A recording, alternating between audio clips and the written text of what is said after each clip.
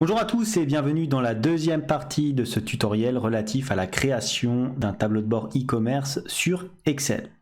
Dans cette deuxième partie, nous allons nous occuper des différentes formules à mettre en place dans notre fichier. Mais tout d'abord, et comme d'habitude, si vous souhaitez aller plus loin dans les explications, je vous invite à cliquer sur les liens de formation dans la description. Et si vous ne souhaitez pas rater mes vidéos sur la comptabilité, la finance et l'utilisation des outils tels qu'Excel dans le monde de l'entreprise, n'hésitez pas à vous abonner à la chaîne. De plus, pour ceux qui souhaiteraient uniquement acquérir le fichier sans passer par le tutoriel vidéo, sachez que tous les documents sont disponibles en illimité et dans leur version finalisée pour mes contributeurs Patreon, plateforme dont vous trouverez le lien en description. Alors dans cette deuxième partie de tutoriel, on va donc mettre en place l'ensemble des formules dans notre fichier de tableau de bord e-commerce. Donc les formules vont essentiellement se situer ici dans les indicateurs de gestion, mais aussi dans notre onglet ici de mouvement. Donc on va commencer par cet onglet-là, puisqu'il n'y a qu'une formule à inscrire. C'est la formule relative ici au montant global. Donc là, il va falloir que vous mettiez finalement le montant global pour chacune de vos lignes, donc pour chacune de vos opérations. Vous avez constaté aussi par rapport à la première vidéo que j'ai rempli ici avec des données d'exemple afin de voir si nos formules ont fonctionné correctement. Donc le remplissage se fait comme suit. Chaque opération a une date. Il faudra qualifier si cette opération est une entrée ou éventuellement une sortie d'articles. Mettre à chaque fois le nombre d'articles entrés ou sortis, le prix unitaire de chacun d'eux. Voilà, ce qui nous donnera naturellement le montant global par ligne d'opération. Donc pour avoir le montant global, c'est relativement simple. Ça va correspondre à quoi? Ça va correspondre à la quantité de produit A fois son prix unitaire plus la quantité de produit B fois son prix unitaire plus la quantité de produit C fois son prix unitaire et enfin les produits D fois J6 son prix unitaire. On appuie sur Entrée et voilà, on a donc les différents éléments qui s'affichent ici. Et maintenant, ce qu'on peut faire, c'est faire un petit copier-coller de l'ensemble de notre formule sur notre tableau. Voilà, clic droit, coller la formule. Voilà, donc ce montant global va nous servir à présent dans notre onglet de tableau de bord afin d'y inscrire l'ensemble ici de nos différents indicateurs de gestion. Alors, on commence. Premier indicateur, le nombre de visiteurs. Alors, je vais sélectionner directement la première ligne et je vais mettre ici une cellule verte. Pourquoi une cellule verte? Parce que c'est le code qu'on a dans les vidéos où généralement nous affectons des plages qui seront à saisir par l'utilisateur. Donc là, c'est à la main que je vais devoir saisir. Par exemple, en janvier 200, 300, 250, 263, 360, 215, 152, 198, 205, mettre quoi 265, 320 et 306. Voilà. Donc supposez que vous ayez ce nombre de visiteurs. Alors déjà, il faut calculer la somme. Donc, on va sommer cette plage. Voilà. Et nous avons donc ici un total de 3034 visiteurs en une année. Une fois qu'on a ça, il est pertinent de calculer le chiffre d'affaires. Alors comment est-ce qu'on calcule le chiffre d'affaires? C'est très simple. Ça va être l'ensemble des montants globaux ici qui correspondent à des sorties. Parce que dès que vous faites une sortie de stock, ça veut dire que vous avez vendu un produit. Par conséquent, il faudra sommer à chaque fois les différents éléments par naturellement type de mois. Donc pour cela, plusieurs conditions au niveau de la somme. Vous savez par réflexe quelle formule nous allons utiliser. Nous allons faire appel à la fonction SUMPROD. Donc est égal à SUMPROD. J'ouvre la parenthèse. Attention à l'orthographe. J'ouvre la parenthèse.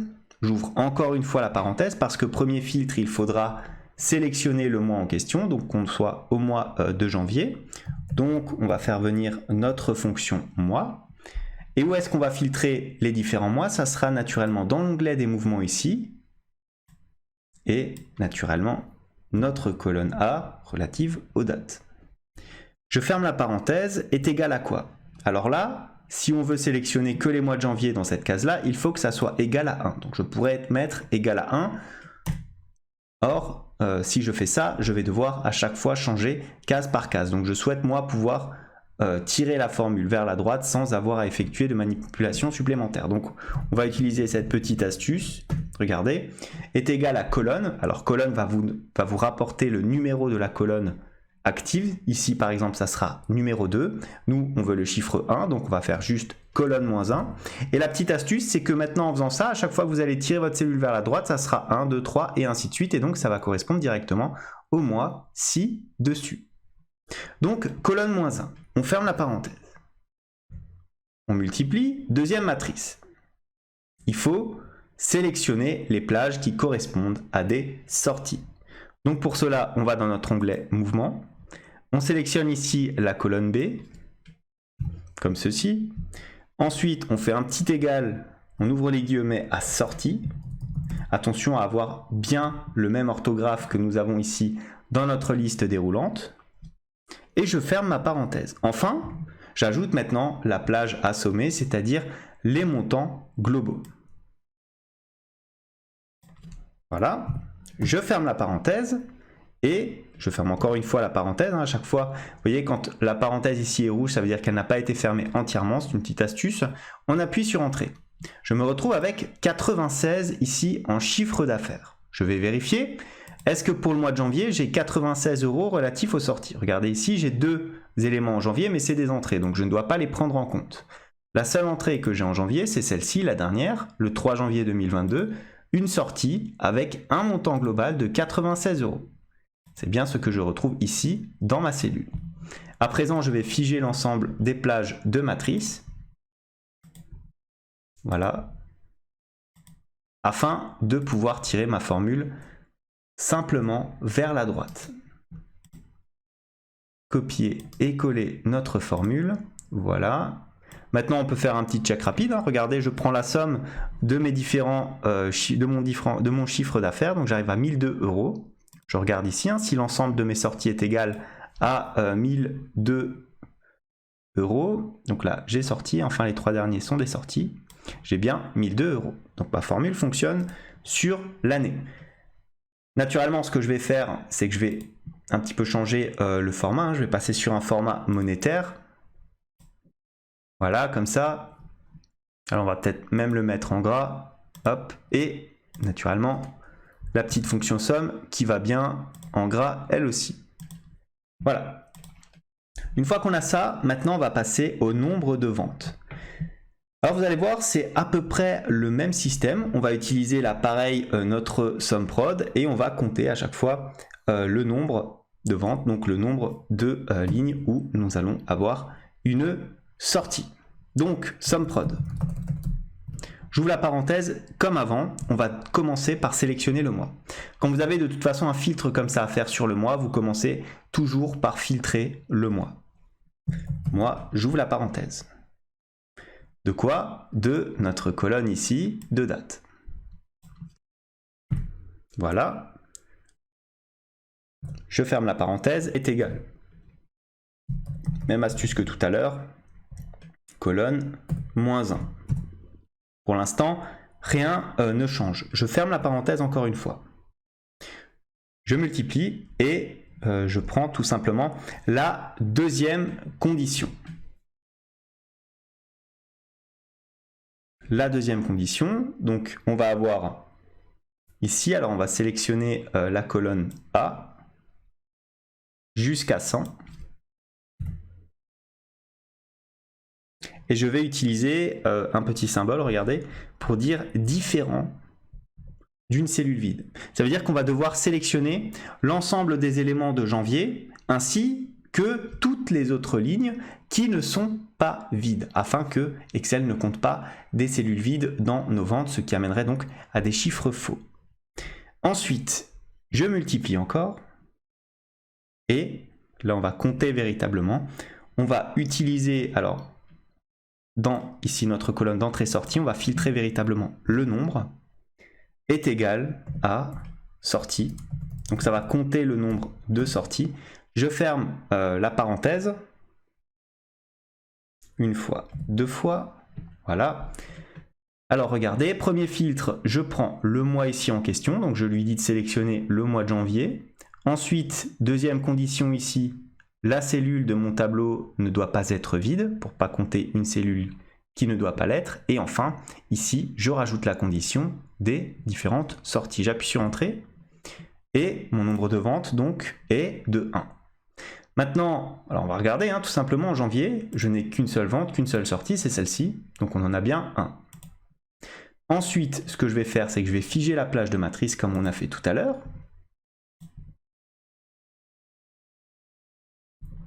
Voilà, voilà et voilà.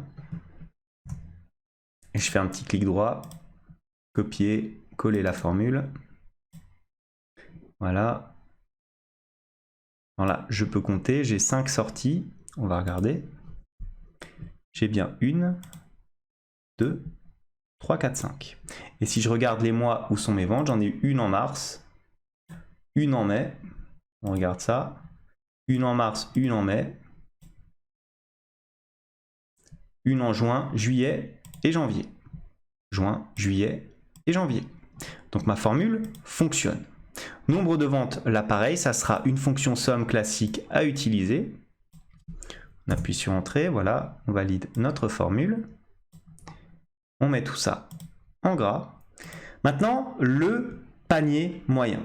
Alors là, c'est une fonction relativement simple. Ça va être égal, alors on va utiliser la petite formule si erreur, au cas où il n'y a pas de données, on va ramener une cellule vide. Et ça sera quoi? Ça sera tout simplement le chiffre d'affaires ici, divisé par le nombre de ventes. Point virgule, on va rapporter un 0 sinon. Voilà, donc panier moyen ici 96. Pourquoi? Il y a eu un panier à 96 € tout simplement. On copie et on colle cette formule. Voilà, comme ceci. Donc là, forcément, puisqu'à chaque fois j'ai eu une vente avec une itération, je me retrouve avec le même montant de panier moyen que de chiffre d'affaires. Mais si vous aviez eu 2 ici, on aurait eu naturellement le montant divisé par 2. Voilà, donc panier moyen qui se calcule lui aussi en euros. Donc on va appliquer un format monétaire. Voilà. Ensuite, qu'est-ce que je peux avoir? Je peux avoir ici plutôt une moyenne. Ça ne sert à rien de sommer le panier moyen, ça ne veut rien dire. Il faut plutôt faire une moyenne du panier moyen. Donc on va utiliser moyenne de l'ensemble de ces éléments. Voilà. Donc on se situerait plutôt sur du 83 €. Comme ceci, donc on a un panier moyen sur l'année de 83 €. Maintenant, on va s'attaquer au coût d'achat. Alors là, c'est disons la dernière formule un petit peu plus compliquée. Bon, c'est exactement comme on a fait tout à l'heure, une somme prod relativement classique, avec comme premier filtre le mois, comme souvent. Alors j'ai deux parenthèses, moi j'ouvre ma parenthèse, je vais sélectionner la colonne correspondante ici, voilà. Une fois que j'ai fait ça, je ferme la parenthèse, est égale à quoi? Ma petite astuce, colonne moins 1. Voilà. Je ferme la parenthèse. Ensuite, deuxième condition, on va avoir quoi? Il va falloir sélectionner naturellement les différentes sorties. Donc on va regarder dans notre colonne B ici. Voilà. Est égal à sortie. Non, plutôt entrée. Entrée. Voilà. Ne pas confondre entrée et sortie. L'entrée, c'est un coût. Et la sortie, c'est naturellement un produit. Donc, on est sur des entrées et pas des sorties. Je ferme ma parenthèse. Je multiplie. Et je vais sélectionner le montant ici assommé. Voilà. Je ferme ma parenthèse. Normalement, je la ferme 2 fois. Et je vérifie bien sûr l'orthographe, j'appuie sur Entrée. Donc coût d'achat 672, donc on va voir les entrées qu'on a eues en janvier, on est sur du 672. Vous voyez, on est bien sur un coût d'achat comme ceci à 672 €. Donc ce que je peux faire maintenant, c'est naturellement figer l'ensemble de mes matrices, comme d'habitude. En réalité, la somme prod vous permet quand même de triturer pas mal de formules et vous évite de faire des sommes si interminables. Donc il est assez pertinent que vous sachiez l'utiliser. Coût d'achat, donc là, pareil, on va utiliser une fonction somme. Voilà. On appuie sur Entrée. On met tout ça en gras. Un petit clic droit et un format monétaire à appliquer. Voilà. Ça ne pose plus de problème. Maintenant, ce qu'on peut faire, alors, un petit check, 1794, donc il faut que la somme de nos entrées soit à peu près 2794, donc sortie, et là on a 1794. Donc le check est bon. On continue. La marge moyenne, alors la marge moyenne ça va être relativement simple, ça va être quoi? Ça va être est égal ici à B24, notre chiffre d'affaires tout simplement, moins notre coût d'achat. C'est-à-dire ici ce qu'on vient de calculer. Donc là c'est du négatif, on fait un petit copier-coller. Voilà, comme ceci. Donc marge moyenne, alors qu'est-ce qu'on peut faire? On peut éventuellement reproduire cette fonction-là, donc ça va être notre chiffre d'affaires ici. Alors vous voyez, il est là, moins notre coût d'achat. Voilà, donc on voit qu'on a sur une marge négative. Ensuite, on met tout ça en gras. Voilà. Après, on va avoir éventuellement un taux de conversion. Alors là, ça va être quoi? Ça va être, disons, plutôt le nombre de ventes. Regardez. C'est un indicateur relativement utile parce que ça vous permet de voir par rapport au nombre de visiteurs le nombre de ventes que vous avez effectuées. Donc généralement en marketing, c'est un indicateur qui est extrêmement observé.